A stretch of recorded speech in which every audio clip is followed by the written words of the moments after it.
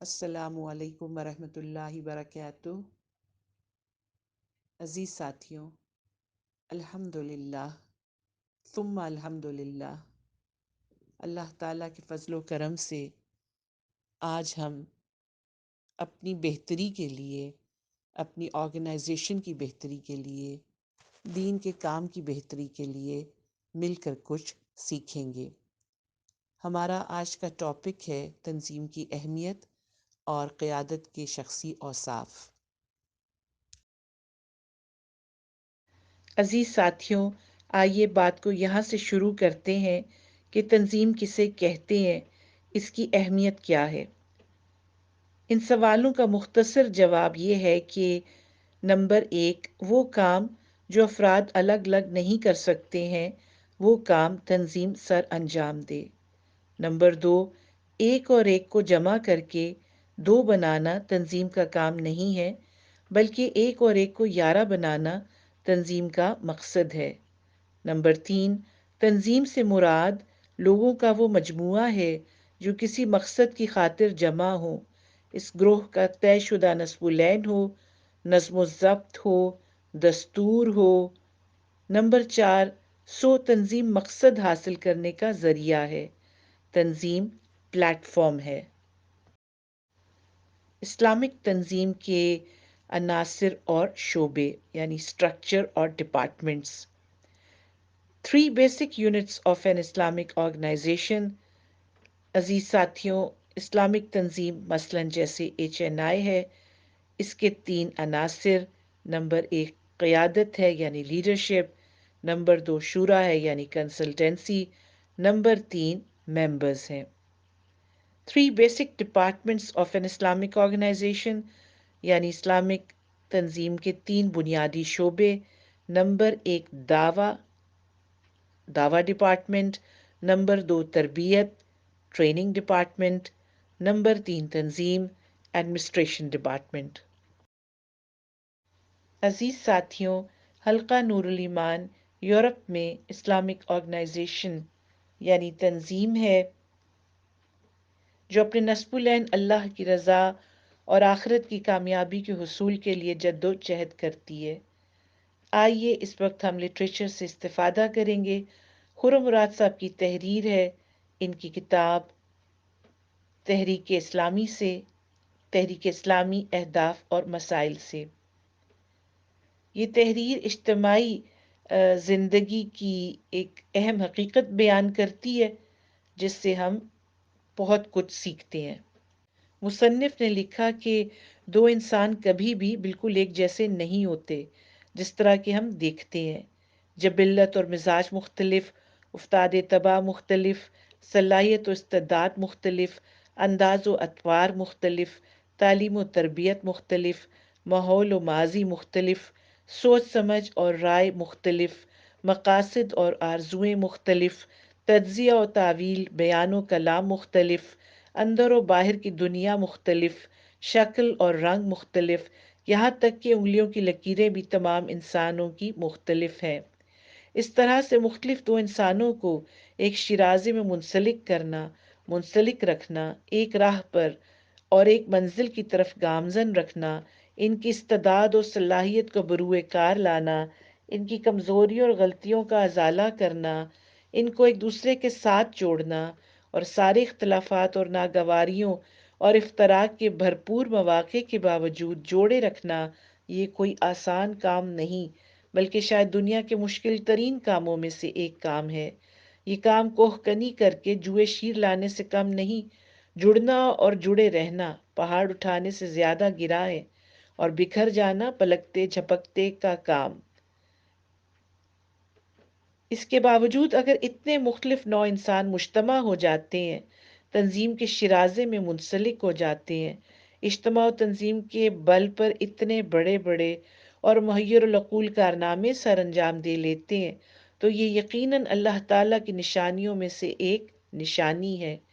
اگر ایسا ہونا ممکن نہ ہوتا تو انسانی زندگی کی گاڑی ایک لمحہ بھی نہ چل سکتی، بلکہ اگر 2 بالکل مختلف انسان یکجا ہو کر ایک گھر بنانے کا کام نہ کر پاتے تو انسانی زندگی کی بقا ناممکن تھی۔ انسانوں میں خدا کے پیدا کردہ اختلاف ہی کی وجہ سے یہ امکانات پیدا ہوئے کہ ایک مل کر 11 بن جائیں۔ ایک اور ایک مل کر صرف 2 بن جانے پر ہی قناعت کر جائیں۔ ایک اور ایک مل کر صرف 2 بن جانے پر ہی قناعت کر جائیں، یا اگر وہ ایک دوسرے کی نفی کرنا اور ٹانگ کھینچنا شروع کر دیں تو ایک مل کر 0 یا 0 سے بھی ماورا کوئی منفی عدد ہو کر رہ جائیں۔ یہ مختلف امکانات ہر زمانے میں، ہر وقت، ہر سطح پر، ہر نوعیت اور ہر پیمانے کی اجتماعیت میں ظہور پذیر ہوتے دیکھے جا سکتے ہیں۔ خاندانوں اور قوموں میں، بڑی بڑی جماعتوں اور تاریخ کے مختلف ادوار میں، اسلام کے صدر اول میں، خود جماعتوں کے مختلف ادوار میں بھی ان کا مشاہدہ بآسانی کیا جا سکتا ہے۔ اجتماعی زندگی کے رہنما اصول۔ اللہ اور اس کے رسول صلی اللہ علیہ وسلم نے جماعتی زندگی کے بارے میں جو تفصیلی ہدایات دی ہیں، ان میں سے اہم ہدایات کا خلاصہ 3 نکات پر مشتمل ہے، اور انہی پر جماعت کی قوت اور زندگی کا انحصار ہے۔ نمبر 1، مقصد کے لیے مکمل یکسوئی اور اس کے ساتھ ایسی وابستگی اور محبت جو ہر وابستگی اور محبت پر حاوی ہو۔ ایمان، محبت، حنیفیت، اخلاص وغیرہ اسی نقطے کی طرف رہنمائی کرتے ہیں۔ نمبر 2، مکمل اتحاد اور افتراق و تنازع سے اجتناب، اور اس مقصد کے لیے باہمی اخوت محبت کا التزام اور فساد کرنے والے اعمال سے اجتناب۔ نمبر 3، سمع و طاعت اور باہم مشاورت۔ تنظیم اور تحریک میں کیا فرق ہے؟ تحریک ایک نظریہ ہوتی ہے، تنظیم ختم بھی ہو جائے تو تحریک ختم نہیں ہوتی۔ گہری بات، تنظیم کے اندر تحریک ہو سکتی ہے اور تحریک کے اندر تنظیم ہو سکتی ہے۔ اچھا، اب یہ سمجھنے کی کوشش کرتے ہیں کہ what is the difference between an organization and a movement? Movement is actually an ideology. Organization may become a source to promote that ideology through an organized platform. In fact, an organization can meet an end, sometimes because of some unpleasant causes, but a movement, which is actually an ideology, remains in the hearts. And whenever feasible, even 3 individuals can come together to make a platform to promote the ideology. This is the major difference between an organization and a movement. اس کو ایسے بیان کیا جا سکتا ہے کہ تنظیم اور تحریک میں کیا فرق ہوتا ہے۔ تحریک اصل میں ایک نظریہ ہوتی ہے اور تنظیم اس نظریے کو حاصل کرنے کا ایک ذریعہ، اور تنظیم اس نظریے کو پروموٹ کرنے کا ایک ذریعہ ہوتی ہے۔ تنظیم ایک آرگنائزڈ پلیٹ فارم ہوتا ہے نظریے کے لیے، نظریے کی بقا کے لیے۔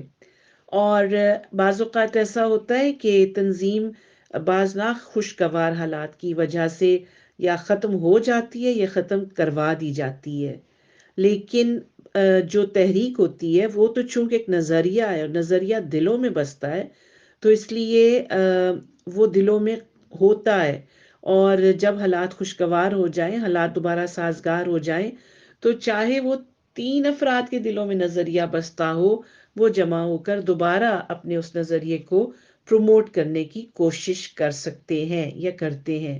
سو یہ ایک اہم فرق ہے تحریک اور تنظیم میں۔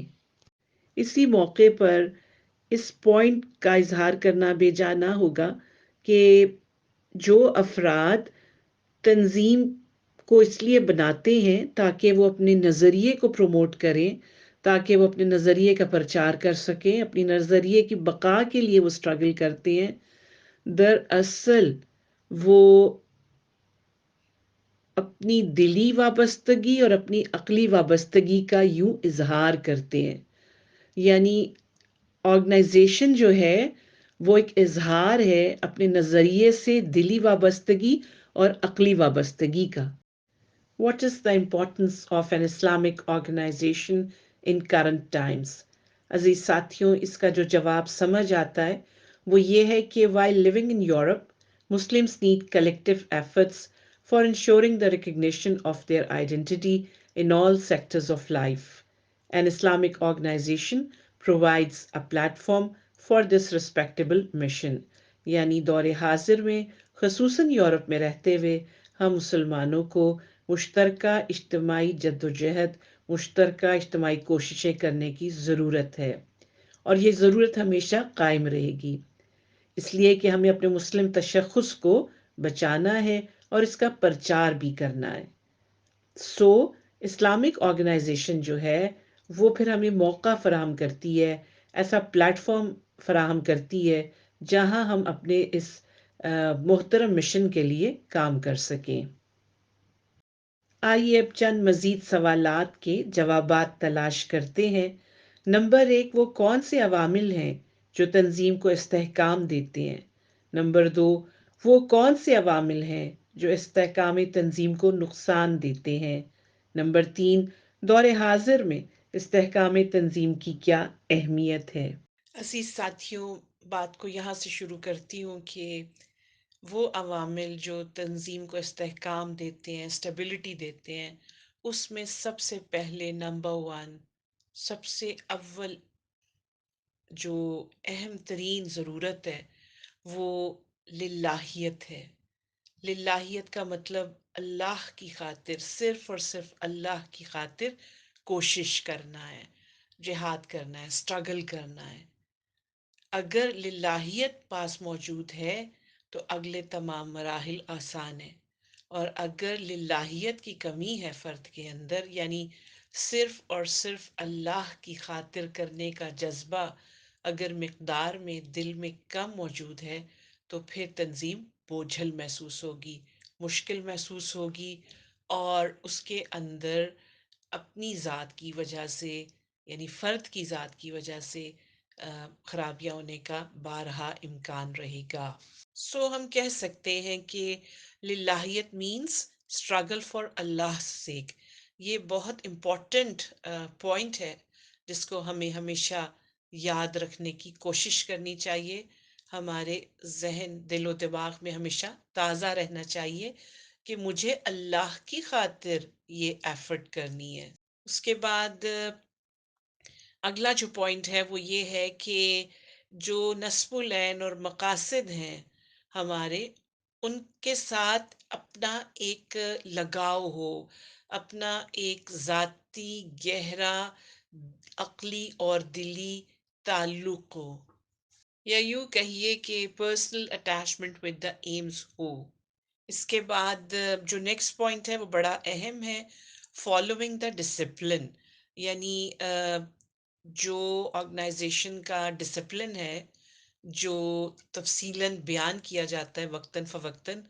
उस डिसिप्लिन ऑर्डर को फॉलो करना उस डिसिप्लिन के तहत रहना उस डिसिप्लिन के अंदर रहना ये हमारी बुनियादी ज़रूरियात में से बहसियत मेंबर एक बड़ी अहम ज़रूरत और फ़र्ज़ है अगर हर फर्द अपने आप को डिसिप्लिन से बाला समझे या अपने आप को डिसिप्लिन से बाहर समझे या ये समझे कि डिसिप्लिन बाकियों के लिए तो हो सकता है मेरे लिए नहीं हो सकता तो ये फिर बड़ी मनफी सोच भी है ख़तरनाक सोच भी है और गलत सोच है हम सबको डिसिप्लिन के दायरे में रहना है अगला अहम पॉइंट एहसास ज़िम्मेदारी है सेंस ऑफ रिस्पॉन्सिबिलिटी है हर मेंबर के अंदर अगर ये एहसास ज़िम्मेदारी मौजूद है ये सेंस ऑफ रिस्पॉन्सिबिलिटी मौजूद है तो अल्हम्दुलिल्लाह फिर हम दावा के एतबार से तरबियत के एतबार से तंजीम के एतबार से इंशाअल्लाह कामयाब हैं और कामयाब रहेंगे लेकिन अगर हमारे अंदर अक्सरियत जो है वो नाबलद है एहसास ज़िम्मेदारी से वो नाशना है एहसास ज़िम्मेदारी से वो कायम नहीं है अगर एहसास ज़िम्मेदारी पर तो फिर जाहिर है कि कोशिशें रंग नहीं लाएंगी दावा असर नहीं करेगा तरबियत नहीं होगी तंजीम नहीं चल सकेगी एहसास ज़िम्मेदारी को अपने अंदर कूट कूट कर भरने की कोशिश करनी चाहिए अगला बड़ा अहम पॉइंट जो इस्तेहकाम तंजीम के लिए है अजीज़ साथियों हमेशा पुर उम्मीद रहना चाहिए हमेशा अपने आप को भी پر امید رکھیں اور اپنے ساتھیوں کو بھی پر امید رکھنے کی کوشش کریں. ہمارا جو رویہ ہے اس سے پتہ چلے کہ ہم پر امید ہیں. اگر ہمارے ساتھ ایسا معاملہ ہو کہ ہم خود مایوسی کا شکار ہیں، تو پھر اس چیز کا امکان ہمیشہ رہے گا کہ ہم اس مایوسی کو پھیلانے کا سبب بن سکتے ہیں. تو اپنے آپ کو مایوسی سے نکالنا چاہیے، پر امید رہنا چاہیے. اللہ کی ذات پر توکل کے ذریعے ہم پر امید رہ سکتے ہیں. اگلا بڑا امپورٹنٹ پوائنٹ جو قیادت کے حوالے سے یاد رکھنے کا ہے وہ فیئر انالیسس ہے، یعنی ایک انصاف پر مبنی تجزیہ. جب بھی آپ کام کر رہے ہیں، آپ پروجیکٹس کے اندر انوالو ہیں، آپ کے پاس ذمہ داری ہے کسی بھی نوعیت کی، تو اس ذمہ داری کا تجزیہ جو ہے وہ خود بھی کرتے رہنا چاہیے اور وہ فورمز پر بھی ہوتے رہنا چاہیے آرگنائزیشن کے. اور وہ جو تجزیہ ہے وہ بڑا کھرا کھرا تجزیہ ہونا چاہیے. کیوں؟ اس لیے کہ یہی کام کے ساتھ انصاف ہے پھر، کہ ہم اپنے تجزیوں کو کھرا کھرا رکھیں. اگلا اہم پوائنٹ استحکام تنظیم کے لیے عزیز ساتھیوں میوچول رسپیکٹ ہے، یعنی آپس کی محبت، آپس کا احترام. یہ بہت اہم ہے. کیوں؟ اس لیے کیونکہ محبت فاتح عالم ہوتی ہے. محبت دل جیتنے کا سبب بنتی ہے، محبت دلوں کو جوڑنے کا سبب بنتی ہے. اور بحیثیت مسلمان ہمارے لیے ایک دوسرے کا وجود باعث احترام ہے. انسانیت کا احترام جب ہم پر لازم ہے تو پھر اپنے مسلمان بہن بھائی کا احترام تو لازم و ملزوم ہو گیا ہمارے لیے. اس کے بعد اگر ہم چیز کو اس طرح لیں کہ جب ہم ایک ٹیم ورک کے اندر تمام افراد شامل ہیں اور ہمارا مقصد بھی ایک ہے اور ہمیں کام بھی مل کر کرنا ہے، ایک ہی طرز کا، ایک ہی انداز کا، یونٹی فیٹ ڈسپلن کا سلوگن لیے ہوئے آرگنائزیشن کے ممبران، ان کا پھر رویہ آپس میں صرف اور صرف میوچل رسپیکٹ یعنی باہمی محبت اور احترام کا ہی ہو سکتا ہے، کیونکہ اسی طرح سے افراد مل کر چل سکتے ہیں. اس کے علاوہ کوئی ایسا طریقہ نہیں ہے کہ آپ دلوں کو جوڑ سکیں، آپ افراد کو اکٹھا رکھ سکیں اور افراد مل کر کام کر سکیں. اگلا بےحد important point for the stability of an organization استحکام تنظیم کے لیے وہ ہے سیلف ٹریننگ. سیلف ٹریننگ اس لحاظ سے بہت اہم ہے عزیز ساتھیوں کہ میں نے اور آپ نے اپنے آپ کو جس عظیم مقصد کے لیے وقف کیا ہے وہ ہے دین کی خدمت. ہم نے آرگنائزیشن کے پلیٹ فارم پر جب یہ خدمت کرنی ہے تو ہمیں پھر بہت سی چیزوں کو سیکھنے کی ضرورت ہمیشہ رہے گی.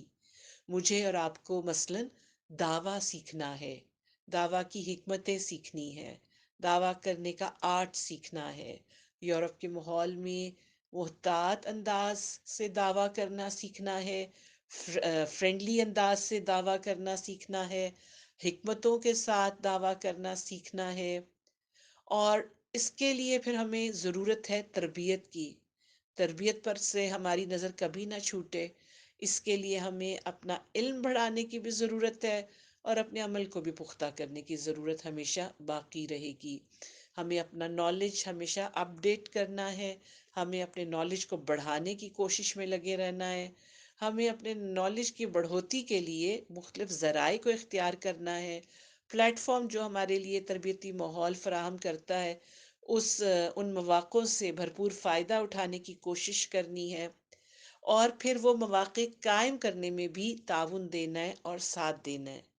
اور اس کے ساتھ ساتھ اپنی پرسنل ٹریننگ کے لیے تو ظاہر ہے کہ اللہ تعالیٰ کا بتایا وہ جو نظام ہے وہ ہمیشہ اس پر ہماری نظر رہے، جس میں ہماری ایمانیات بھی ہیں، عبادات بھی ہیں، اخلاقیات بھی ہیں، معاملات بھی ہیں. یعنی انفرادی زندگی میں بھی اور اجتماعی زندگی میں بھی سیلف ٹریننگ کبھی آنکھوں سے اوجھل نہ ہو.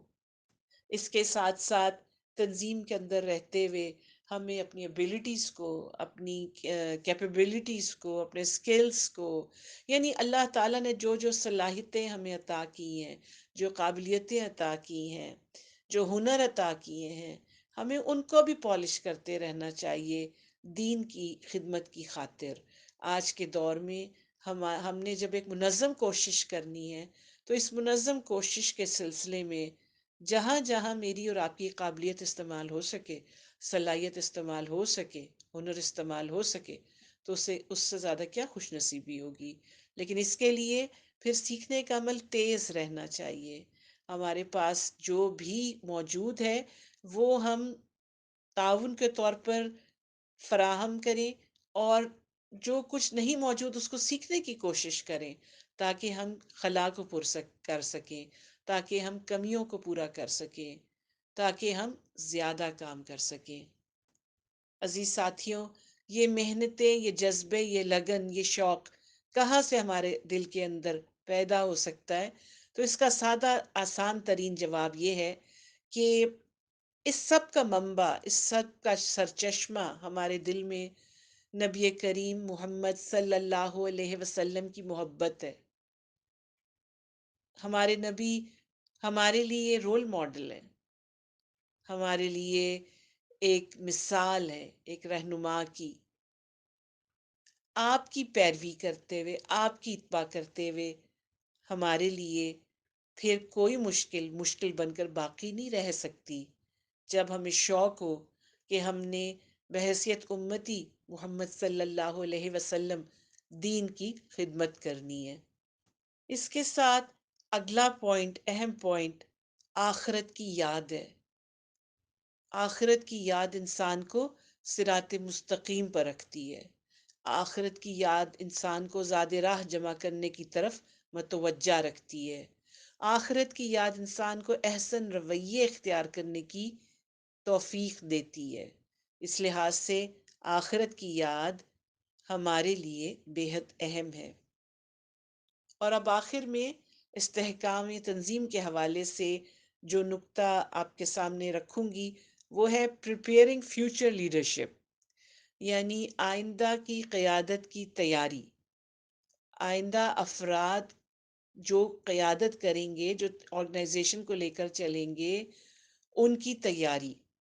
آج کی قیادت اگر کل کی فکر کرے گی تو وہ آرگنائزیشن کو استحکام دے رہی ہے، وہ آرگنائزیشن کے لیے استحکام کا بندوبست کر رہی ہے۔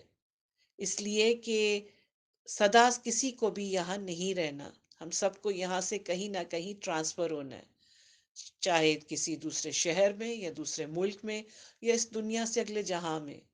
لیکن اس ٹرانسفر کے وقت ہمیں اگر یہ شرح صدر حاصل ہو کہ میں نے اپنی جگہ پر مزید کچھ افراد کو تیار کر کے چھوڑ دیا ہے، میں نے اپنی جگہ ایک کی جگہ 10 کو تیار کر دیا ہے، اب میں چلا بھی جاؤں یہاں سے، میری ٹرانسفر کہیں بھی ہو جائے تو اس میں کوئی حرج نہیں ہے، تنظیم میں استحکام باقی رہے گا، تنظیمی کاموں میں استحکام باقی رہے گا، میں ہوں نہ ہوں دین کا کام یوں ہی ایک سموتھ وے میں رواں دواں رہے گا۔ یہ میری اور آپ کی ذمہ داری ہے۔ اسی سیناریو میں اگر میں آرگنائزیشن کے اندر موجود بھی ہوں مستقبل میں، تب بھی مجھے سدا تو ایک ذمہ داری پہ نہیں رہنا نا، اور نہ رہنا چاہیے۔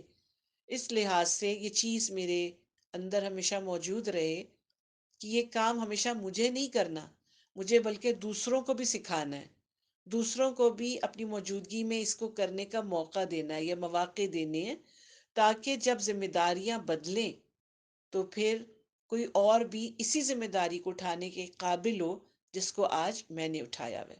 یہ ایک اہم بات ہے، یہ ایک گہری بات ہے، اس کو سمجھنا بے حد اہم ہے، یاد رکھنا بے حد اہم ہے۔ اچھا عزیز ساتھیوں، میں نے تقریباً 11 پوائنٹس آپ کے ساتھ اس وقت شیئر کیے ہیں جن سے تنظیم کو استحکام ملتا ہے۔ They are the stability factors of an organization۔ لیکن اب چلے میں آپ کے ساتھ 11 وہ پوائنٹس شیئر کروں جن کی وجہ سے آرگنائزیشن کو انسٹیبلٹی مل سکتی ہے، جس کی وجہ سے آرگنائزیشن غیر مستحکم ہوتی ہے۔ آئیے ان کو بھی یاد کریں، نظر میں رکھیں اور ہمیشہ محتاط رہیں۔ اس میں سب سے پہلے ایگو ہے۔ ایگو کیا ہے؟ یعنی وہ جو ایک منفی انداز میں انا کا مسئلہ بنا لینا، یہ ایگو جو ہے یہ آرگنائزیشن کو غیر مستحکم بنا دیتی ہے، انسٹیبلٹی دیتی ہے۔ آپ کو یاد ہو تو میں نے اسٹیبلٹی کا جو پہلا پوائنٹ بولا تھا، استحکام تنظیم کا جو پہلا پوائنٹ بولا تھا، وہ تھا للہیت، یعنی اللہ کی خاطر کوشش۔ لیکن یہ جو ایگو ہے یہ اس کوشش کی بہت بڑی رکاوٹ بن جاتی ہے، اس لیے محتاط رہنا چاہیے۔ یہ نہیں ہو سکتا کہ صرف میں اور میں ہی ہوں۔ اپنی انا کو اپنے پیروں تلے نیچے رکھ کر ٹیم ورک کرنا ہے۔ یہ انا جو ہے یہ ہماری رکاوٹ نہ بنے۔ ٹیم ورک میں تو بعض اوقات مسلسل ایسی سچویشنز آتی ہیں یا آ رہی ہوتی ہیں جس میں انسان کو بعض اوقات صبر کرنا ہے، بعض اوقات انسان کو ام، جھکنا ہے، بعض اوقات انسان کو سمجھوتے پر آنا ہے، بعض اوقات انسان کو دوسروں کی بھی تعریف کرنی ہے، اور بعض اوقات انسان کو بہت کچھ برداشت بھی کرنا ہے۔ اور یعنی مسلسل test test test team work کا نصاب ہے، اس میں کوئی شک نہیں ہے، یا اس میں کوئی یہ کہنے میں تردد نہیں ہے۔ لیکن ان ٹیسٹ کو پاس کرنے کے لیے ہمیں للہیت چاہیے، ایگو نہیں۔ پھر ایک اور سیکنڈ پوائنٹ جو کہ آرگنائزیشن کو انسٹیبلٹی دیتا ہے، اس کو غیر مستحکم بناتا ہے، وہ ہے مٹیریلزم، یعنی یہ جو مادیت پرستی ہے یہ بھی دین کی خدمت کے لیے مضر ہے۔ انسان پھر کچھ ایسے مشاغل میں کھو سکتا ہے، کچھ ایسی مصروفیات اختیار کر سکتا ہے کہ وہ پھر اپنا فوکس، اپنا نصب العین، اپنا اصل مقصد زندگی، وہاں سے اس کی نظر ہٹ جانے کا خطرہ ہمیشہ باقی رہتا ہے۔ پھر یہ ہوتا ہے کہ حق تو وہ ہے کہ حق ادا نہ ہو سکا، لیکن وہ جتنا ہو سکتا تھا اتنا بھی نہیں ہو پاتا، کیونکہ انسان دو کشتیوں کا مسافر جب بنتا ہے تو ظاہر ہے کہ پھر وہ حق کیسے ادا کرے۔ اگلا اہم پوائنٹ عزیز ساتھیوں، ڈسپلن کی خلاف ورزی کرنا ہے۔ ڈس اوبیئنگ اور اگنورنگ دا ڈسپلن، یہ چیز آرگنائزیشن کو انسٹیبلٹی دیتی ہے۔ اس کو ہم ایسے سمجھیں کہ ہم سب نے مل کر ایک اہم مقصد کے لیے اپنے آپ کو وقف کیا، اور جب ہم نے اپنے آپ کو اس کے لیے وقف کیا تو ظاہر ہے کہ اس کے لیے پھر ہم نے مل کر کام کرنا ہے، اور اس مل کر کام کرنے کے لیے ہم نے کچھ قانون قاعدہ بنایا، اور وہ مل کر بنایا۔ اب اس قانون قاعدے کو ہم نے خود ہی فالو کرنا ہے، اس کی پیروی کرنی ہے۔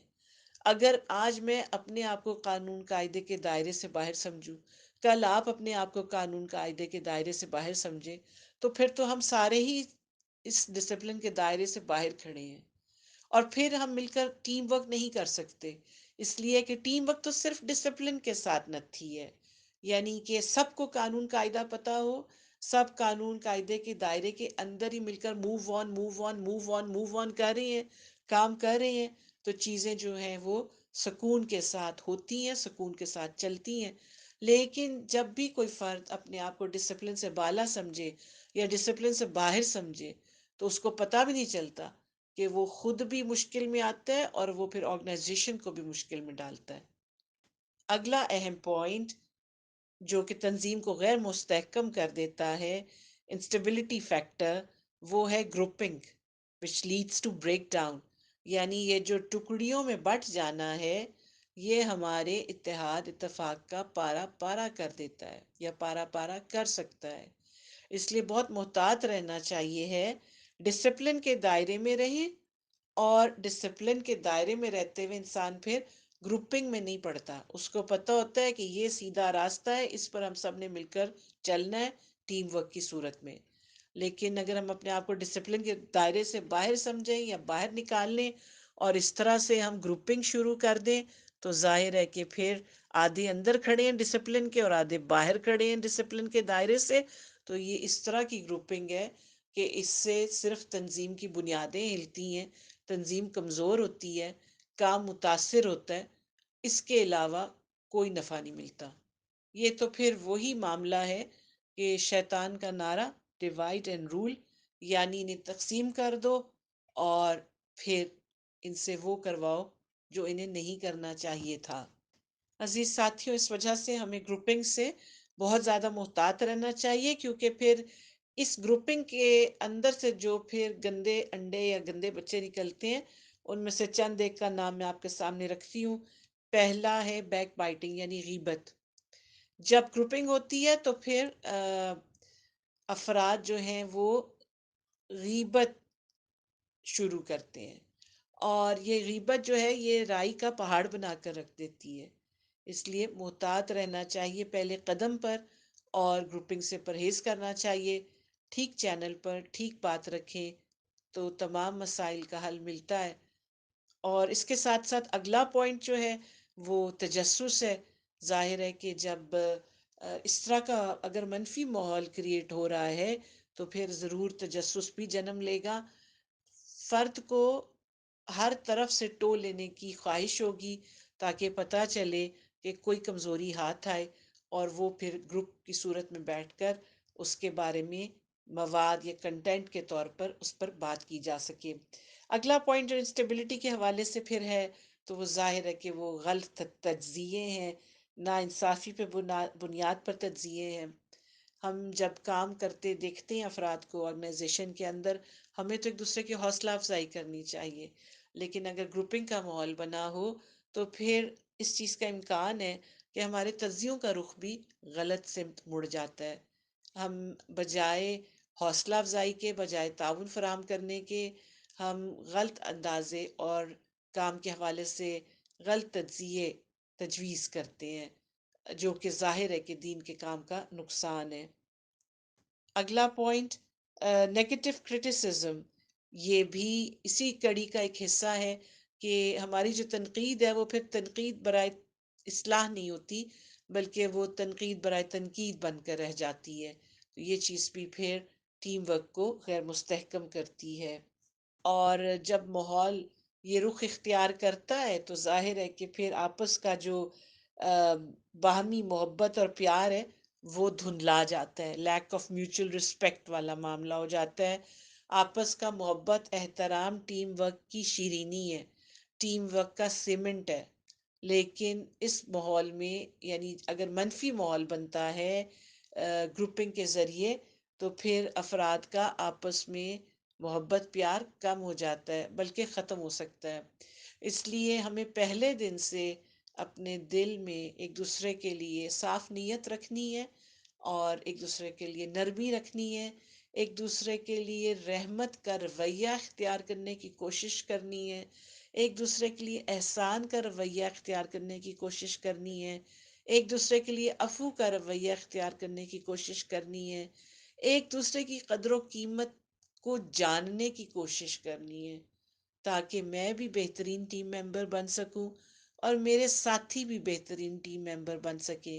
میں اپنے آپ کو بھی ٹیم کے لیے اہم سمجھوں، اور میں اپنے ساتھیوں کو بھی ٹیم ورک کے لیے اہم ترین سمجھوں۔ اگلا اہم پوائنٹ جو کہ تنظیم کے اندر اس کو غیر استحکام دیتا ہے یا انسٹیبلٹی پروڈیوس کرتا ہے، وہ ہے لیک آف ٹالرنس یعنی برداشت کی کمی۔ عزیز ساتھیوں، ہم سب جانتے ہیں کہ جہاں ایک سے زائد انسان جمع ہو، چاہے انفرادی زندگی میں یا اجتماعی زندگی میں، تو وہ مل کر تبھی چل سکتے ہیں جب ان کے اندر ایک دوسرے کو برداشت کرنے کی صلاحیت ہو۔ برداشت کرنا ہماری ضرورت ہے، اس کے بغیر ہم اکیلے رہ جاتے ہیں۔ آخری 11واں پوائنٹ جو میں آپ کے سامنے رکھنا چاہوں گی وہ ہے لیک آف ٹریننگ، یعنی سیکھنے کا شوق نہ ہو، سیکھنے کی تمنا نہ ہو، سیکھنے کی خواہش نہ ہو۔ اگر یہ چیز میرے اندر موجود ہے یا آپ کے اندر موجود ہے تو یہ ٹیم ورک کے لیے نقصان دہ ہے۔ کیوں؟ اس لیے عزیز ساتھیوں، ہم نے اپنے آپ کو جس مقصد کے لیے وقف کیا ہے وہ مقصد قربانیاں مانگتا ہے، وہ مقصد ہماری صلاحیتیں، ہماری قابلیتیں، ہمارا تعاون بھی مانگتا ہے۔ اور اگر ہم یہ تعاون فراہم نہ کر سکیں تو ظاہر ہے کہ یہ خسارہ ہے میرے لیے بھی، آپ کے لیے بھی، اور ٹیم ورک کے لیے بھی۔ یعنی اگر میں نے سیکھنے سے انکار کیا، مثلاً میں نے دعویٰ کا آرٹ سیکھنے سے، دعویٰ کی حکمتیں سیکھنے سے انکار کیا، تو پھر میں اس قابل نہیں ہوں کہ میں دعویٰ کر سکوں۔ اگر میں نے تربیت کے حوالے سے تربیتی ذرائع کو نہ اپنایا، تو پھر میں تربیت کے لحاظ سے بھی فیل ہوں۔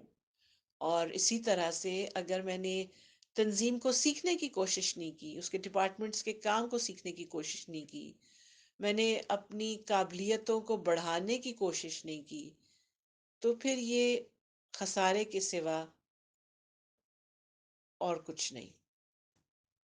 تنظیم بھی تنظیمی رویوں کو سیکھنے سے آتی ہے۔ آئیے اب بات کرتے ہیں پارٹ 2، یعنی قیادت کی۔ قیادت کی تعریف، مفہوم کیا ہے؟ سمجھ آتی ہے کہ مقاصد کے حصول کے لیے کسی بھی تنظیم میں ممبران کو منظم کرنا، ان کی رہنمائی کرنا، گائیڈ کرنا، اور پھر اس کے مطابق ان کے رویے اور طرز عمل پر اثر انداز ہونے کا نام قیادت ہے۔ A group of people who organize and guide and then evaluate the teamwork is called leadership۔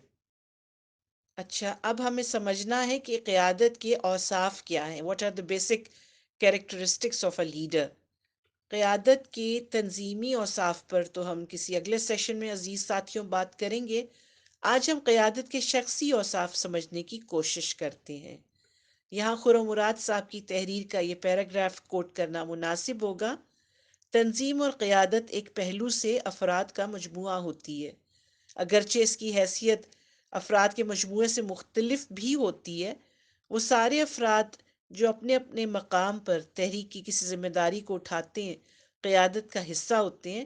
چنانچہ ہماری قائد کی اس تعریف کے مطابق تحریک اسلامی کا ہر کارکن اپنے مقام پر دوسرے انسانوں کے لیے ذمہ دار ہے، اور اس لحاظ سے وہ بھی ایک قائد ہے۔ اس لیے ہر فرد کو بھی یہ معلوم ہونا چاہیے کہ وہ اپنی ذات کو اور اپنی کارکردگی کو بہتر بنانے کے لیے کیا تدابیر اختیار کر سکتا ہے۔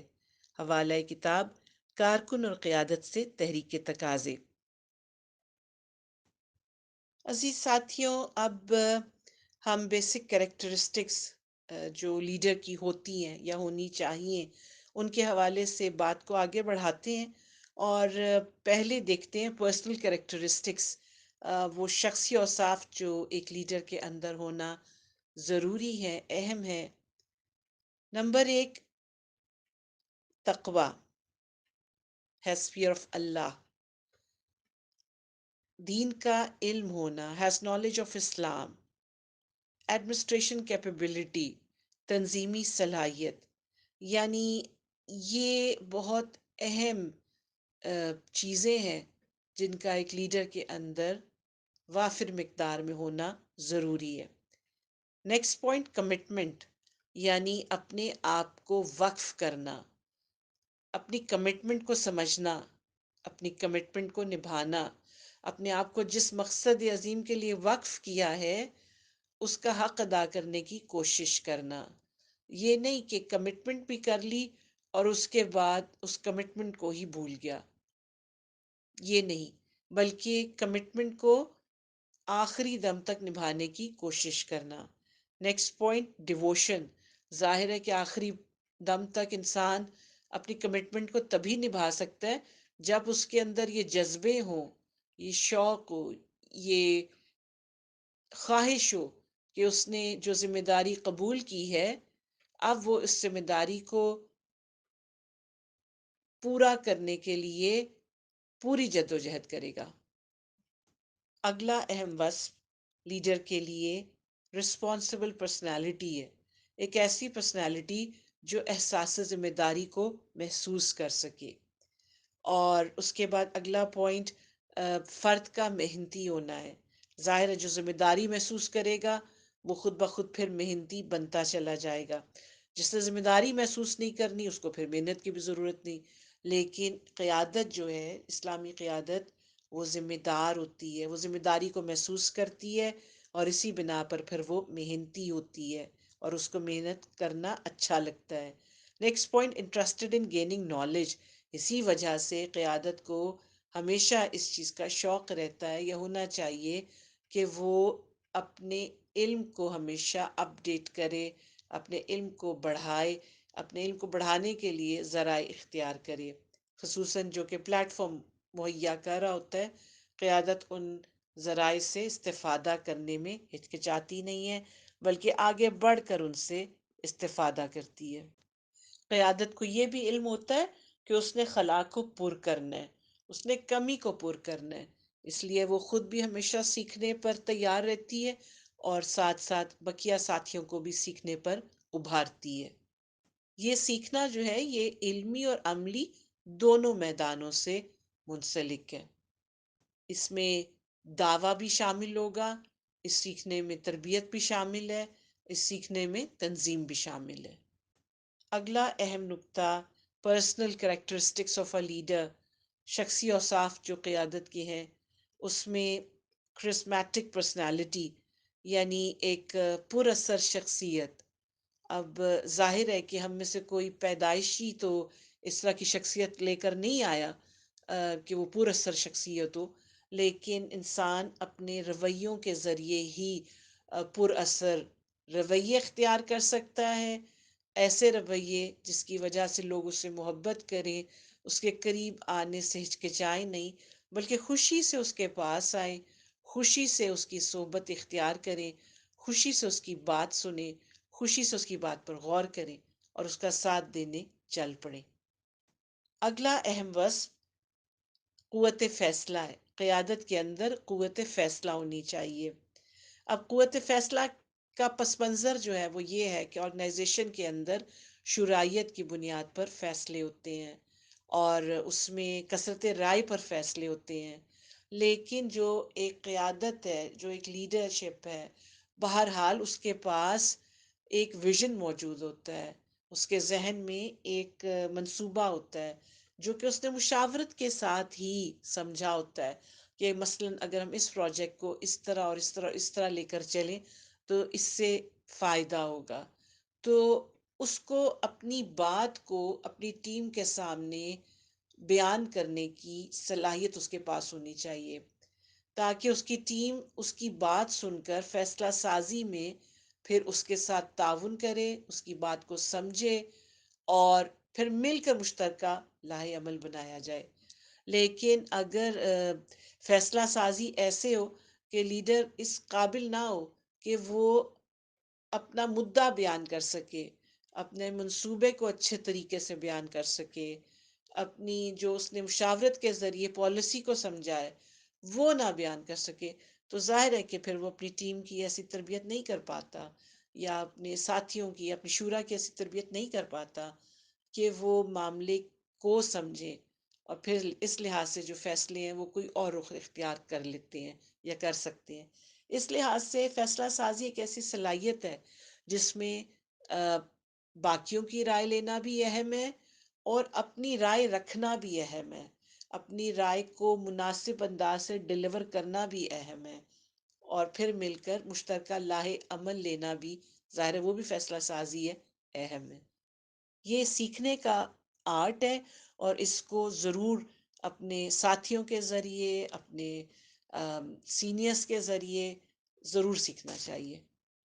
فیصلے لینا یہ نہیں ہے کہ جس طرف افراد نے کہا یا جس طرف ممبرز نے کہا یا جس طرف شورا نے کہا اس طرف چل پڑے کہ یہ میں نے فیصلہ لے لیا، بلکہ فیصلہ لینے کا مطلب ہے ٹھیک سمت اختیار کرنا، ٹھیک نتیجے پر پہنچنا، ٹھیک کام کرنا، مقاصد کو سامنے رکھتے ہوئے منزل کا حصول ہے۔ ظاہر ہے اس کے لیے آپ رائے لیں گے بھی، رائے دیں گے بھی، قائل ہوں گے بھی، قائل کریں گے بھی اور اس کے بعد مل کر مشترکہ لاہ عمل بنائیں گے۔ عزیز ساتھیوں، لیڈرشپ کی بات ہو رہی ہے اور اس میں لیڈرشپ کے پاس جہاں باقی ذمہ داریاں ہیں اس میں جو ابھی آخری ذمہ داری جس کی ہم نے بات کی وہ قوت فیصلہ تھی، ڈیسیژن پاور تھی، ڈیسیژن میکنگ تھی، تو اب اگلا پوائنٹ خود بخود بااعتماد شخصیت ہے، یعنی لیڈر کی بااعتماد شخصیت ہی وہ وجہ بنتی ہے جس کی وجہ سے پھر افراد اس کی بات سننے پر تیار ہوتے ہیں. انہیں یہ فیلنگ ہوتی ہے کہ اس شخص نے جو بات کرنی ہے، امید ہے وہ حق بات ہوگی، امید ہے وہ اچھی بات ہوگی، امید ہے وہ بامقصد بات ہوگی، امید ہے وہ نفع والی بات ہوگی، امید ہے وہ ایسی بات ہوگی جو ہمارے ٹیم ورک کے لیے فائدہ مند بھی ہے، پریکٹیکل بھی ہے، اور ہمیں اصل میں یہ کرنے کا کام ہے، ضرور کر بھی لینا چاہیے. لیکن اگر لیڈر جو ہے وہ اپنا اعتماد نہیں قائم کر سکا، تو ظاہر ہے کہ اس کے لیے پھر افراد کو اس طرح سے کاموں کے لیے ابھارنا، ان کی رہنمائی کرنا، ان سے کام لینا، کاموں کے تجزیے کرنا، اکاؤنٹیبلٹی یا احتساب کی ضرورت پڑے تو بہت اسموتھ وے اس سے بھی گزر جانا یہ ممکن نہیں ہوگا یا مشکل ہوگا. اس کے ساتھ ساتھ قیادت کو تو بلکہ مرکز کی پالیسیز کو اپنے شہر میں رائج کرنا ہے، اور سالانہ منصوبہ بندی جو 2 سالہ ہوتی ہے اس کو مکمل کروانا ہوتا ہے. اگلا پوائنٹ عزیز ساتھیوں، پر امید رہنا. ایک لیڈر ہمیشہ پر امید رہتا ہے، حتیٰ کہ آس پاس کے ساتھی بھی اگر مایوس ہو رہے ہوں ٹیم ورک میں، تو وہ نہ صرف خود پر امید رہتا ہے بلکہ ساتھیوں کو بھی پر امید کر سکتا ہے، انہیں پر امید رکھ سکتا ہے. ضرورت اس چیز کی ہوگی کہ پہلے وہ خود پر امید رہے. اگر لیڈر خود ہی مایوس ہے، یا لیڈر کو خود ہی جسے کہتے ہیں نا ڈپریشن ہوتا ہے پریشرز آف ورک سے، یا آس پاس کے حالات سے، یا بہت سے عوامل، مثلاً افرادی قوت کی کمی ہے، وسائل کی کمی ہے، اس میں اگر لیڈر خود ہی مایوسی کا شکار ہوتا ہے تو ظاہر ہے کہ وہ پھر اپنے ساتھیوں کو بھی امید نہیں دلا سکتا. جس نے لیڈر بننا ہے اس کا توکل بڑا اہم ہونا چاہیے، بہت زیادہ ہونا چاہیے، کیونکہ توکل کی وجہ سے وہ ہمیشہ پر امید رہے گا. اگلا پوائنٹ جو کہ شخصیت کا وصف ہونا چاہیے لیڈر کی، وہ تبدیلیاں آسانی سے ایکسیپٹ کر سکتا ہو، ہضم کر سکتا ہو، اڈیپٹیبل ٹو چینجز. یہ نہیں ہے کہ وہ ایک ہی طریقے کا عادی ہو کام کرنے کے، اور وقت کے ساتھ ساتھ، جدیدیت کے ساتھ ساتھ کام تو وہی رہیں گے، نوعیت تو وہی رہے گی، لیکن اگر ان کو کرنے کے انداز میں فرق آتا ہے تو اس کو بھی اپنے آپ کو اس فرق کے ساتھ ایڈجسٹ کرنا ہے. یعنی یہ ایک اہم ضرورت ہے کہ جو لیڈرشپ ہے وہ اڑ نہ جائے کہ اس نے پہلے طریقے پہ قائم رہنا ہے، تبدیلی اس کے لیے نہیں ہے، یہ منفی رویہ ہوگا. لیڈرشپ کے لیے بڑا اہم ہے کہ وہ غور و فکر کرنے والی ہو، وہ تھنکر ہو. اس لیے کہ جب لیڈرشپ غور کرنے والی ہوتی ہے، سوچنے والی ہوتی ہے، تو وہ ماضی سے بھی سبق حاصل کرتی ہے، وہ اپنے حال پر بھی غور کرتی ہے، اور اسی وجہ سے وہ مستقبل کے لیے بھی ٹھوس بنیادوں پر منصوبہ بندی کر سکتی ہے، جس کو آپ لانگ ٹرم پلاننگ کہتے ہیں. لیکن ظاہر ہے کہ یہ پھر تبھی ممکن ہے جب لیڈرشپ جو ہے وہ غور و فکر کرے، اور اگر یہ وصف اس کے اندر نہیں ہے تو پھر نہ اس کا اپنا ماضی سے بھی اس کا رابطہ منقطع ہے، حال پر بھی غور کرنے کی اس کے پاس توفیق نہیں ہے، اور پھر مستقبل تابناک کیسے ہو سکتا ہے. ایک اہم ضرورت جو لیڈرشپ کی ہوتی ہے، گریٹ اسپیکر اینڈ رائٹر. اپنی کوششوں کو، اپنی صلاحیتوں کو، اپنی قابلیتوں کو بڑھانے کی کوشش کرنی چاہیے، گفتگو کرنے کے حوالے سے بھی اور لکھنے کے حوالے سے بھی. ایک لیڈر جو ہے وہ ایک اچھا لکھاری بھی ہو سکتا ہے اور ایک اچھا مقرر بھی ہو سکتا ہے. یہ چیزیں مشق کے ساتھ بہتر ہوتی چلی جاتی ہیں، لیکن پہلا قدم وہی ہے کہ مشق کا ارادہ ہو، مشق کی نیت ہو، اور پھر مشق کی جائے. لیڈر جو ہے وہ ایمبیشیس ہوتا ہے، یعنی وہ پرعزم ہوتا ہے. آپ سب جانتے ہیں کہ انسان اپنے عزم کی بنا پر کیا کچھ حاصل کر سکتا ہے. تو جس نے دین کی خدمت کا بیڑا اٹھایا ہو، جس نے دین کی خدمت کرنے کا عزم کیا ہو، جس کو اللہ تعالیٰ نے توفیق دی ہو کہ وہ اس ٹیم ورک کو لیڈ کرے، تو ایسے فرد کا پرعزم ہونا، پر امید ہونے کے ساتھ ساتھ پرعزم ہونا بہت ضروری ہے۔ آخری بات جو کہ پرسنل کریکٹرسٹکس کے حوالے سے رکھنا چاہوں گی، وہ ہے فرینڈلی نیٹ ورکنگ، یعنی جو لیڈر ہے اس کا دوستانہ انداز ہو تنظیم کے اندر، ہر ایک کے ساتھ، ہر ایک اس کو یعنی اپنا دوست سمجھے، تو یہ لیڈر کی بڑی کامیابی ہے۔ اب بات کرتے ہیں لیڈر کی جنرل کریکٹرسٹکس کی، یعنی ایک لیڈر کی عمومی خصوصیات۔ پہلا پوائنٹ ہے کین لسن کرٹیسزم۔ ظاہر ہے کہ فرد کو یاد رکھنا چاہیے، لیڈر کو یعنی یاد رکھنا چاہیے کہ وہ ایک ٹیم کو لیڈ کر رہا ہے، اور ٹیم کے اندر سے جو تنقید اس تک پہنچ رہی ہوتی ہے، اس کو سننے کی برداشت، اس کو سننے کا حوصلہ اس کے پاس ضرور موجود ہونا چاہیے۔ یہ جو تنقید ہے یہ بعض اوقات ٹیم ورک کے اندر سے بھی آتی ہے اور بعض اوقات آس پاس کے ماحول سے بھی ملتی ہے، لیکن جہاں سے بھی یہ تنقید ملے، لیڈر اس کو حوصلے کے ساتھ سنے اور اس پر غور کرے۔ اس کے اندر سے کوئی ایسا اصلاح کا نقطہ نکلتا ہے جو قابل عمل ہو، تو ضرور اس کو اپنائے۔ تنقید سمجھنے کے لیے شرائط سے بھی کام لیا جا سکتا ہے، یعنی جو تنقید وصول ہوئی ہے اس کے اوپر ڈسکشن کی جا سکتی ہے، ٹھیک پلیٹ فارم پر، ٹھیک چینل پر بات کر کے۔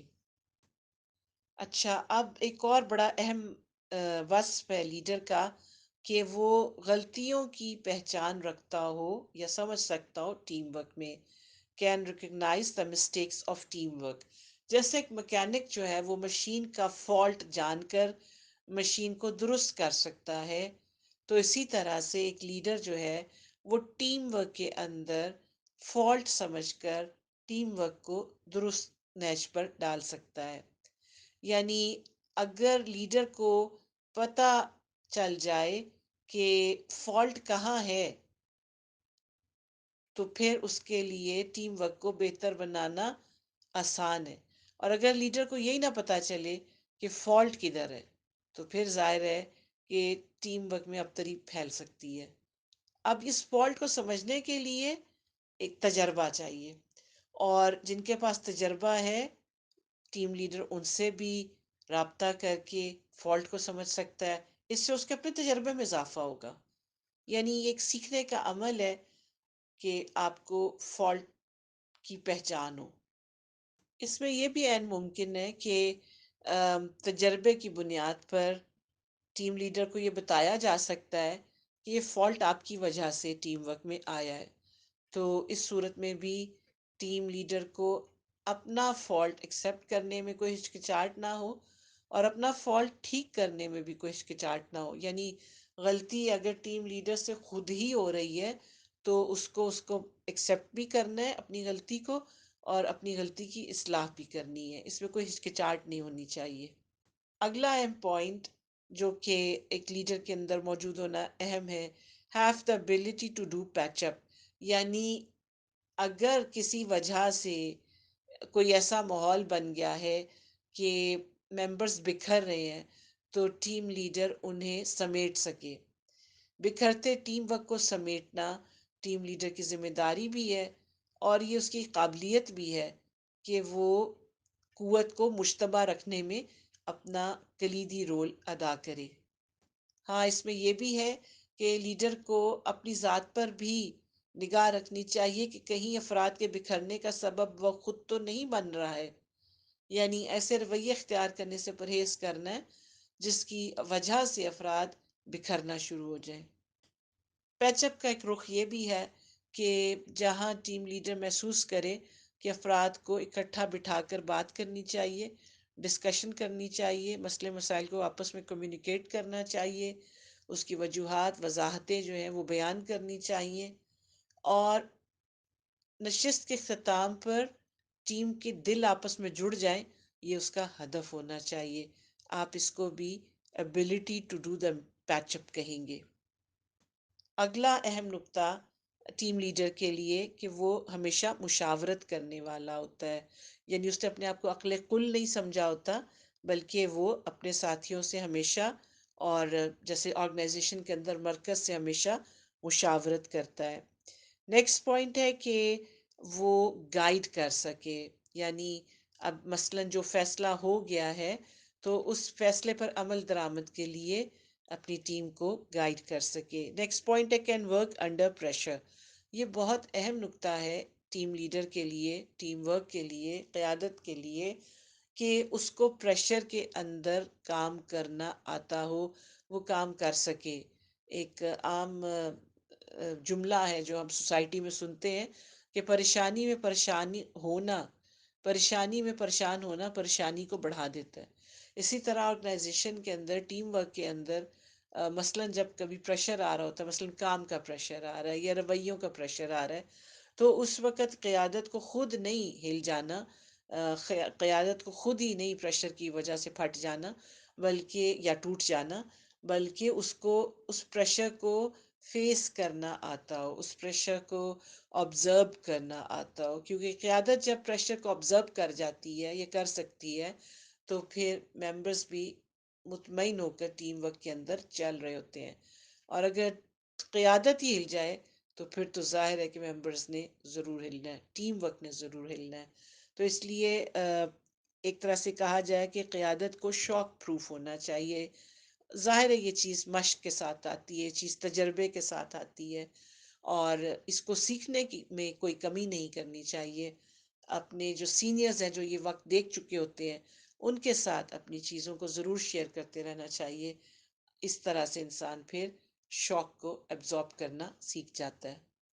اگلا پوائنٹ جو لیڈر کا وصف ہے وہ ہے کہ کین ہینڈل کانفلکٹس، یعنی لیڈر جو ہے وہ اگر کوئی تنازع ہو جائے تو اس کو ہینڈل کرنے کی صلاحیت رکھتا ہو، نہ کہ وہ تنازع کا خود ہی حصہ بن جائے۔ لیڈر فریق نہیں بنتا، لیڈر جو ہے اس نے لوگوں کو آپس میں پیچ اپ کرنا ہوتا ہے، لوگوں کو آپس میں جوڑنا ہوتا ہے، اس نے ٹیم ورک کروانا ہوتا ہے، اس لیے اس کو تنازع کو ہینڈل کرنا ہے، اس نے تنازع کو ہینڈل کر کے ختم کرنا اور کروانا ہے۔ اگلا اہم پوائنٹ جو ہے لیڈر کے لیے، can mix up and work with the team members. جو لیڈر ہوتا ہے وہ افراد کے درمیان گھلا ملا رہتا ہے، افراد کے ساتھ مل جل کر کام کرتا ہے۔ ایک حدیث ہے مشکات سے کہ وہ مسلمان جو لوگوں سے ملا جلا رہے اور ان کی ایذاؤں پر صبر کرے، اس سے بہتر ہے جو ملنا جلنا چھوڑ دے اور ایذاؤں پر صبر نہ کرے۔ یعنی انسان جب بقیہ افراد کے ساتھ مل کر چلنا چاہتا ہے تو کبھی کبھی اس کو ایذا پہنچنے کا بھی خطرہ ہو سکتا ہے، لیکن لیڈرشپ کے لیے اہم ہے کہ وہ صابر ہو اور افراد میں گھلی ملی رہے۔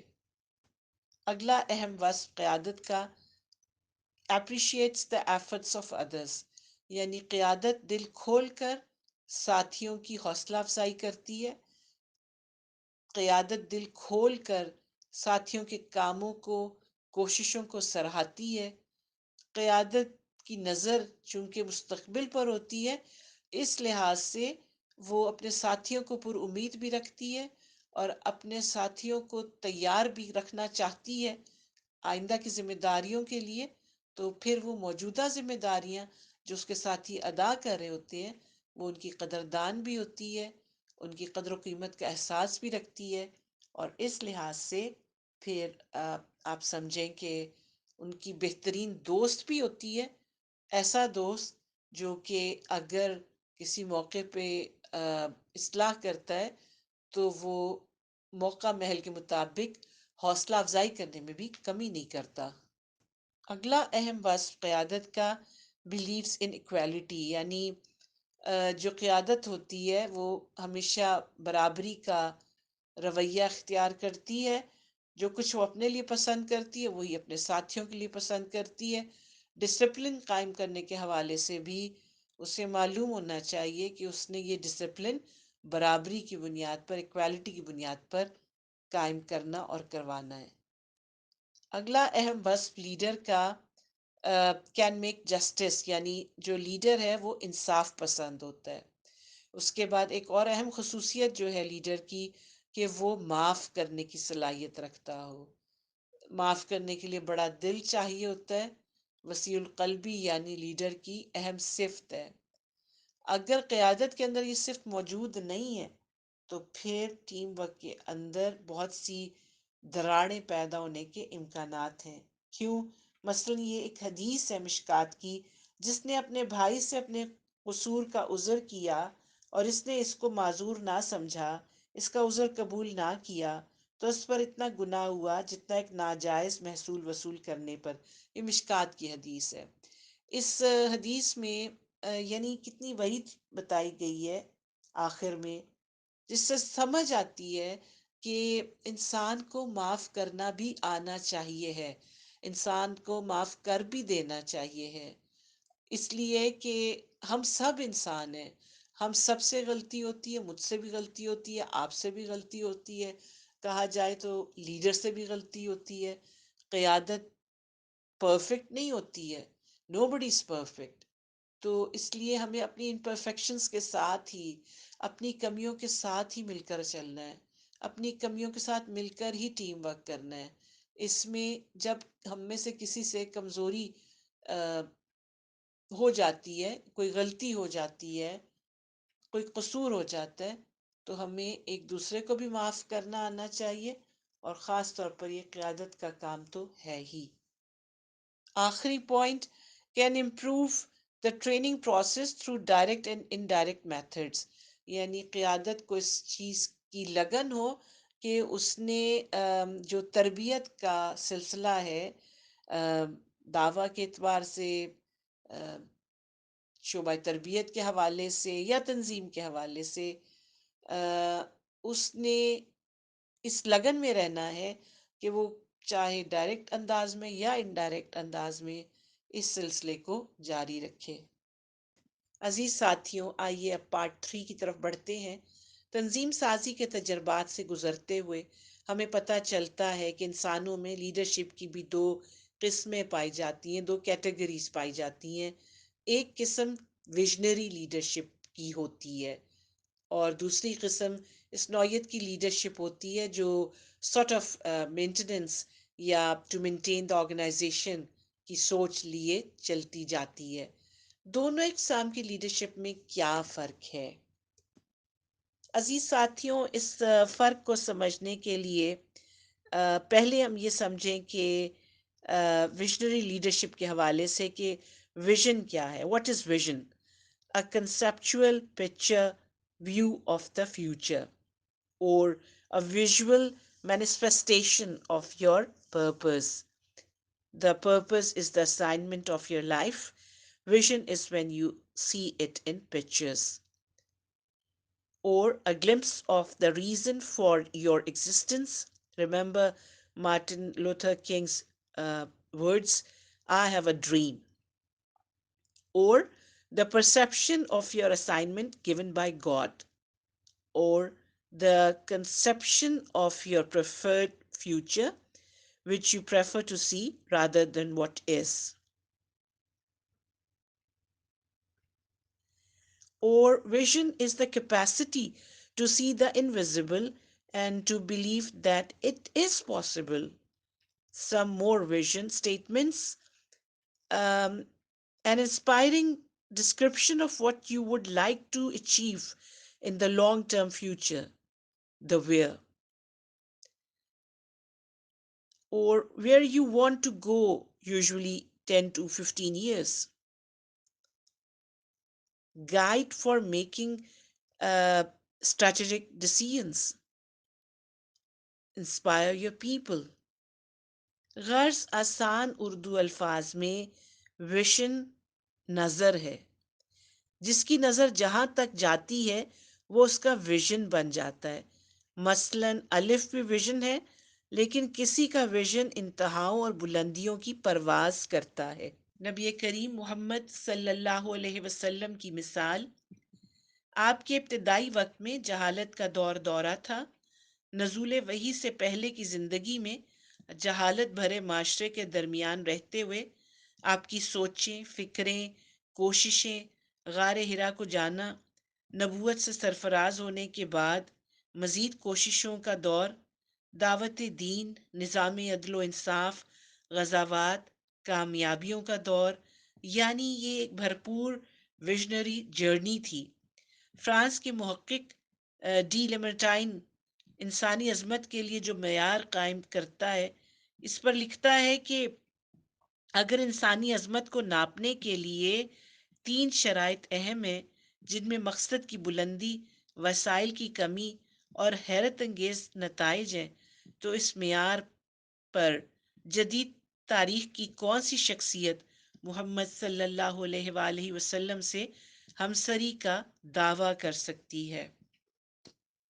اب دیکھتے ہیں مامون رشید کی مثال۔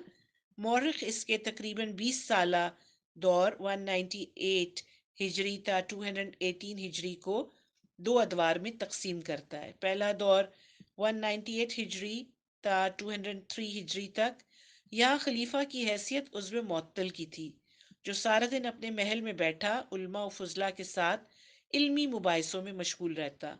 انتظام سلطنت اور ملکی حالات کے متعلق اسے کچھ علم نہ تھا۔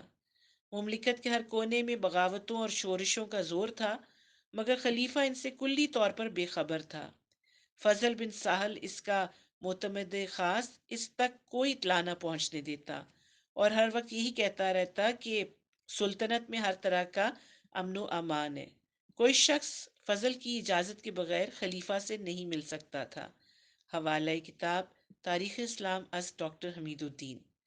دوسرا دور 203 ہجری سے شروع ہو کر 218 ہجری تک، علم و فن کی ترقی کے لحاظ سے یہ دور تاریخ اسلام کا اہم ترین دور ہے۔ وجہ، مامون ٹک دا میٹرز ان his own hands، یعنی ہم سمجھ جائیں کہ پہلے فضل کیا کہہ رہا تھا، اور اس کے بعد جب مامون کو اس کی خبر ہوئی تو اس نے فضل کی کیا خبر لی ہوگی، لیکن ساتھ یہ کہ اس نے اپنے معاملات کو اپنے ہاتھ میں لیا اور اپنے ویژن کو سمجھا اور اس کو پروموٹ کیا۔ علامہ اقبال، قائد اعظم، گاندھی، نیلسن منڈیلا، آتا ترک، یہ بھی ویژنری نو کے لوگ تھے اپنے اپنے حساب سے، یعنی ان کا ویژن ان کے پس منظر کے مطابق ان کی نظر میں درست تھا۔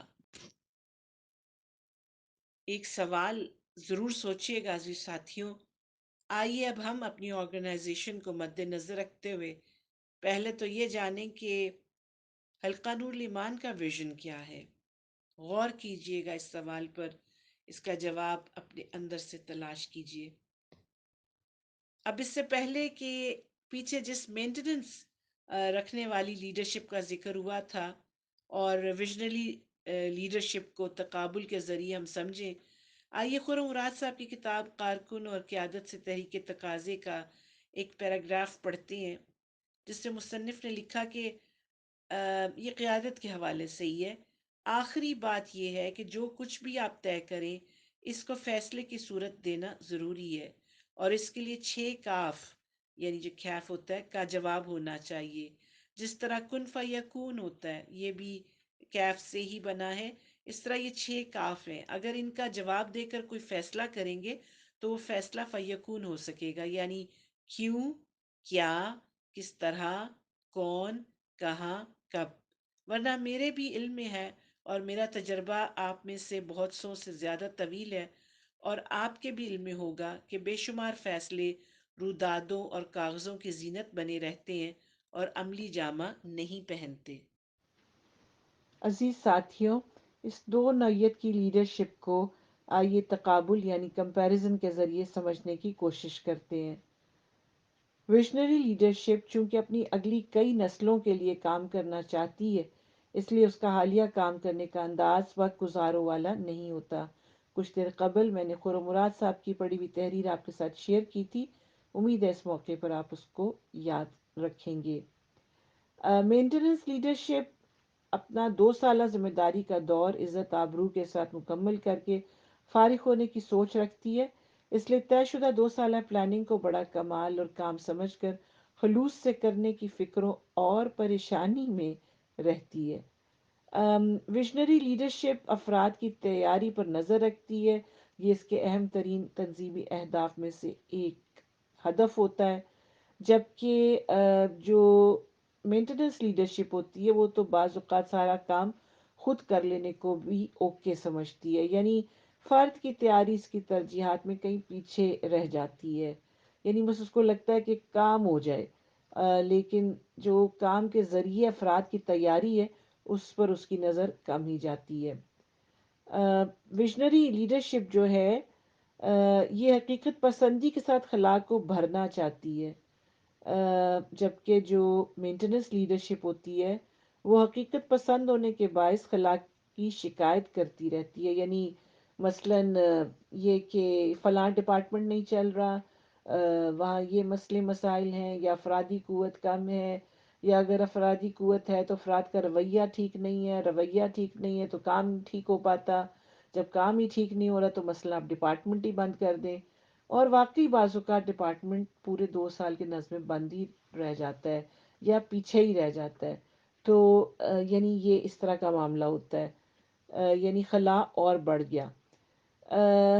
اسی طرح سے پھر جو ویژنری لیڈرشپ ہے یہ اپنی ذات کے اندر موومنٹ بنتی چلی جاتی ہے، وہ کیسے کہ چونکہ وہ پر امید ہے، وہ خلا کو بھرنے والی ہے، اس کی نظر مستقبل پر ہے، تو وہ پھر خود بھی ایک موشن میں رہتی ہے اور وہ اپنے ساتھیوں کو بھی موشن میں رکھتی ہے، تو یہ جو ایک چین پروسیس نوعیت کا موشن ہے یہ خود بخود ایک موومنٹ بنتا چلا جاتا ہے، جبکہ جو مینٹیننس لیڈرشپ ہے اس کے ہاں وہ بھی اپنے خلوص سے اپنے تئیں ایفیشینٹ آرگنائزیشن چلانے کی کوشش کرتی ہے، لیکن ٹھہرے پانی کی طرح آرگنائزیشن بھی جمود کا شکار رہتی ہے اور شخصیت بھی، یعنی وہ ایک موومنٹ کی جو سوچ ہے یا جو ایک رویہ ہے وہ نظر نہیں آتا۔ نیکسٹ پوائنٹ، یہ جو ویژنری لیڈرشپ ہے یہ بیدار مغز اور پیشنیٹ ہونے کے باعث گزشتہ سے پیوستہ کو مقدم جانتی ہے، تجربات کشید کرتی ہے نہ تجربات کشید کرتی ہے، اور کسی ساتھی کا اہم جملہ ہے کہ جس کے پاس ویژن نہیں ہوتا وہ پیشنیٹ بھی نہیں ہوتا نا، تو جو پیشنیٹ ہوگا اس کے پاس یعنی ویژن بھی ہے، یا جو جس کے پاس ویژن ہے وہ پیشنیٹ ہے، اور اس وجہ سے وہ بہرحال اپنے آپ کو آرگنائزیشن کے پاس سے بھی کنیکٹڈ رکھتی ہے اور حال میں آرگنائزیشن کو لے کر بھی چلتی ہے، جبکہ جو مینٹیننس لیڈرشپ ہے وہ اس چیز سے کٹا کر کنارہ کشی سمجھے اختیار کر کر اپنی ذمہ داری کا وقت گزار جاتی ہے بعض اوقات، یعنی وہ ایک چین کا حصہ بننے سے قاصر رہتی ہے۔ آرگنائزیشن ایک چین پروسیس کی طرح بھی ہے نا، یعنی کڑی سے کڑی جڑی ہوئی ہے، آپ کا جو ماضی ہے وہ آپ کی ایک اہم کڑی ہے، آپ کی آرگنائزیشن جو ایک تاریخ ہے وہ ایک اہم کڑی ہے، اس سے کٹ کر جب آپ کام کرنے کی کوشش کریں گے تو آپ کو پتہ بھی نہیں چلے گا، آپ خود ہی کٹ جائیں گے، آپ کو جب ہوش آئے گا یا اگر آپ کو ہوش دلایا جائے تو آپ کو پتہ چلے گا کہ آپ اکیلے کھڑے ہیں، آپ تنہا ہیں، آپ وہ موج ہیں جو ساحل پر رہ گئی، جبکہ موج تو اندرون دریا ہے نا، بیرون دریا کچھ بھی نہیں۔ اچھا، مزید یہ کہ جو ویژنری لیڈرشپ ہے یہ آرگنائزیشن کے اندر ہر قسم کی گروتھ پہ کام کرتی ہے، مثلاً سسٹم کو بہتر بنانے کی رفتار پر نظر، ممبران کا لیول بڑھانے کی کوشش پر نظر، افراد کا ویژن یعنی نظر بڑھانے کی کوششیں، وسائل بڑھانے کی کوششیں وغیرہ وغیرہ۔ مینٹیننس لیڈرشپ جو ہے یہ حال ہی پر قائم ہے، یعنی اس میں گروتھ پر نظر رکھنا یا گروتھ پر کام کرنا اس طرف نظر نہیں جاتی۔ نیکسٹ یہ کہ مشاورت پر کامل یقین رکھتے ہوئے ویژنری لیڈرشپ جلدی سیکھ جاتی ہے، یہ راز کہ ویژن رکھنا اور اعلیٰ ویژن رکھنا اچھی بات ہے، لیکن اس کو اپنے آرگنائزیشن کے سٹرکچر کے اندر فٹ کرنا اصل کمال ہے، جو ظاہر ہے کہ صرف شرائط کی پگڈنڈیوں سے گزر کر ملتا ہے، یہیں سے لیڈر اپنے اندر لچک کا مظاہرہ بھی کرتا ہے اور صابر بھی ہوتا ہے، بنتا ہے، سو یعنی اس طرح وہ سیکھتا چلا جاتا ہے نا. جب یعنی ویژن جو ہے وہ فرد کو بہت کچھ سکھا جاتا ہے. جبکہ جو مینٹیننس لیڈرشپ ہے یہ شرائط کی پگڈنڈیوں سے گھبراتی ہے، کیونکہ اس میں لچک اور صبر کی آزمائش جو ہے وہ مشکل محسوس ہوتی ہے. حالانکہ اپنا ویژن نئی راہیں کھولتا ہے نا. اصل کام جو ہے وہ اصل میں آ، اپنے ویژن کو شیپ اپ کرنا اور براڈ اپ کرنا ہے، ابراڈ کرنا ہے. پھر یعنی جو عقل کل کا جو زوم ہے اس کو دور کرنا ہوتا ہے، شرائط سے کام لینا ہوتا ہے، شرائط کی پگڈنڈیوں سے گزرنا ہوتا ہے. اسی طرح تو پھر ویژن جو ہے وہ شیپ اپ ہوتا ہے اور براڈ ہوتا ہے، اور بلکہ زیادہ فلٹر بھی ہوتا ہے اور خوبصورت بنتا ہے، اور پھر اس کو اپنے ساتھیوں کی مدد سے حاصل کرنے کی کوشش کی جاتی ہے. تو یہ ایک تقابل تھا عزیز ساتھیوں ان دو نوعیت کی لیڈرشپس کے درمیان. سادہ مثال، انسان جب اپنا گھر بناتا ہے، خصوصاً عورت، تو ہر ڈیٹیلز پر اس کی نظر جاتی ہے، بنیادوں سے لے کر بالائی عمارت تک. ویسے ہی لیڈرشپ آرگنائزیشن کے متعلق سوچے. عزیز ساتھیوں، آئیے اب ہم پارٹ 4 کی طرف بڑھتے ہیں، جو ہے مرکز کی اہمیت. قیادت کے لیے مرکز کی اہمیت کو جاننا بے حد اہم ہے. کیوں؟ اس لیے کہ مرکز کی مضبوطی میں شہر کی مضبوطی ہے. اب چونکہ قیادت شہر سے ہی ابھرتی ہے، شہر سے ہی بنتی ہے، اس لحاظ سے ہمیں یہ سمجھنا ہے کہ اپنے اپنے شہروں میں کام کرتے ہوئے مرکز کی اہمیت بہت واضح، کلیئر ہونی چاہیے. اس اہمیت کے مختلف رخ ہیں. مثلاً مرکز وہ مالا ہے جس میں یورپ کے مختلف شہر موتی کی صورت میں پروئے جا سکتے ہیں. یہ مالا مل کر ایک طاقت بنتی ہے. امت مسلمہ سے تعلق رکھنے والی خواتین کے ٹیلنٹ، صلاحیتیں، وسائل، استطاعت مجموعی دینی پلیٹ فارم کے کام آتی ہیں، اور پلیٹ فارم کے ذریعے انہیں آخرت کے لیے بہت سارا زاد راہ جمع کرنے کا موقع ملتا ہے. البتہ یہ سوچیں کہ اوہ ہو مرکز ہمیں ڈسٹرب کرتا ہے، یا یہ کہ مرکز ہماری ہر چیز پر کیوں چیک رکھتا ہے، اسے دیکھتا رہتا ہے، یا یہ کہ ہم خود سب جانتے ہیں نا، ہم خود ہی کریں، وغیرہ وغیرہ. شہر کا یہ رویہ مناسب نہیں ہے، کیونکہ یہ سسٹم ڈسپلن کے خلاف ہے. سسٹم میں مرکز پالیسی ساز ادارہ ہے، اور ڈسپلن یہ ہے کہ نمائندہ مرکز پل بن کر آپ کو مرکز سے جوڑتا ہے، آپ کو کام کی رہنمائی دیتا ہے، آپ کو کام کے لیے مشاورت فراہم کرتا ہے. یعنی ایک مشورہ آپ اپنی شہری شورا سے کر رہے ہیں اور ایک مشورہ آپ نمائندہ مرکز سے کر رہے ہیں، تو وہ آپ کو کام کے لیے مشاورت فراہم کرتا ہے اور آپ کے کاموں کے تجزیے مرکز کو پہنچا رہا ہوتا ہے.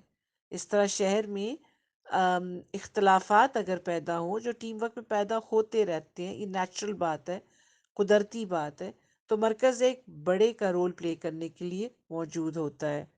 اگر مالی مسائل ہو تو مرکز اس پوزیشن میں ہوتا ہے کہ شہر کو مالی تعاون فراہم کرے، کیونکہ اس کو اپنے بقیہ شاخوں سے بجٹ ملتا ہے. اور اگر علمی و فکری یا تنظیمی میدان میں شہر کے کسی ڈپارٹمنٹ کو رہنمائی و تعاون چاہیے ہو تو مرکز اسے یہ فراہم کرتا ہے. اسی طرح سے اگر کسی بھی اور نوعیت کی مدد، یا ضروری نہیں ہے مدد، کسی اور نوعیت کی رہنمائی یا مشاورت ناظم شہر کو درکار ہو، تو اس کے پاس نمائندہ مرکز کی صورت میں مرکز ہمیشہ موجود ہوتا ہے. اگر یہ نکات شہر بھولتا ہے یا اگنور کرتا ہے، یعنی تمام بالا پوائنٹس جو میں نے آپ کے سامنے بیان کیے ہیں، تو پھر یہ عین ممکن ہے کہ شہری کام کسی وقت جا کر ختم ہو جائے، یہ شہر مرکز کو ہلا کر رکھ دے. دونوں صورتوں میں دین کے کام کو نقصان ہے. وسیع اتحاد اور مفاد کے پیش نظر شہر اور مرکز کا تعلق لازم و ملزوم ہے. شہر افراد تیار کرتا رہے اور انہیں مرکز کو افرادی قوت یعنی مرکزی شورا کی صورت میں کے طور پر پہنچاتا رہے، کیونکہ مرکز آپ سے ہی ہے اور آپ مرکز سے بحیثیت ٹیم۔ عزیز ساتھیوں، اس پارٹ کے اختتام پر میرا آپ سے بلکہ سوال ہے کہ آپ کس نوعیت کی لیڈرشپ پر راضی ہیں، یعنی ویژنری لیڈرشپ یا مینٹیننس نوعیت کی لیڈرشپ، یا وہ لیڈرشپ جو مرکز کے ساتھ رابطوں میں رہے، یا وہ لیڈرشپ جو مرکز سے کٹ آف رہے۔ آخر میں جو بات رکھوں گی وہ یہ ہے کہ تنظیم کی اہمیت اور قیادت کے شخصی اوصاف فیصلہ کن نتائج رکھتے ہیں۔ دنیا میں بھی یونٹی، فیتھ اینڈ ڈسپلن، اتحاد، ایمان اور تنظیم رول پلے کر جاتے ہیں، اور آخرت میں بھی۔ اب فرد کامیاب، جماعت ناکام، یہ بھی ہو سکتا ہے، جماعت کامیاب، فرد ناکام، یہ بھی ہو سکتا ہے، اور اجر اور درجات میں فرق بھی عین ممکن ہے۔ جزاکم اللہ خیرن کثیرہ عزیز ساتھیوں۔